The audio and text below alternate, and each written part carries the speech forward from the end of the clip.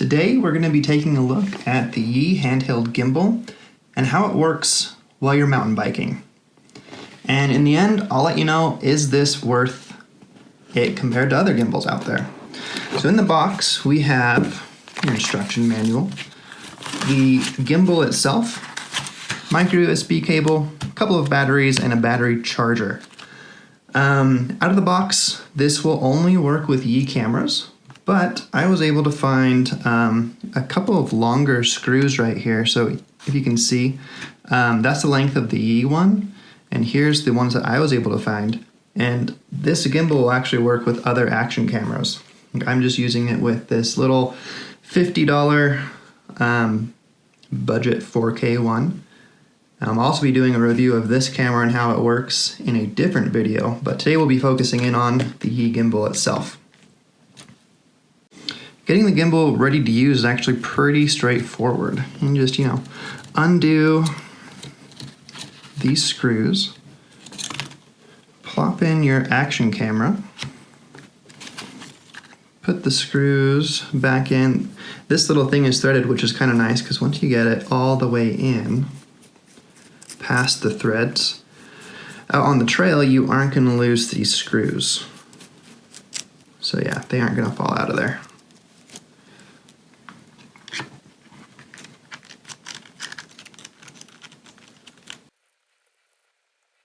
Alright, and to put the batteries in, you just undo this screw right there. Be careful not to lose it, it pops out real easy. And just plop the batteries in.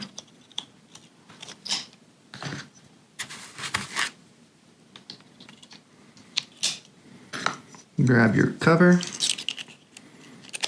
put the screw back in, and you are good to go.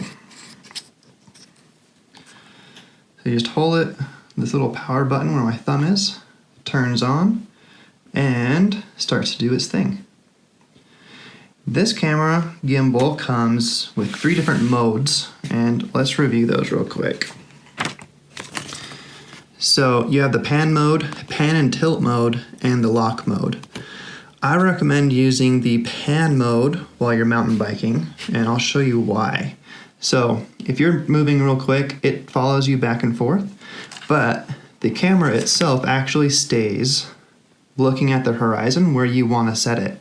And I haven't seen anyone else cover this, but you can actually point this to where you want it, and it will stay in that position as you're riding around, which is pretty sweet because when you have it mounted up on kind of your chest mount like this, you'll want to be able to adjust this depending on if you're going uphill, downhill, so you're seeing what you actually want to see.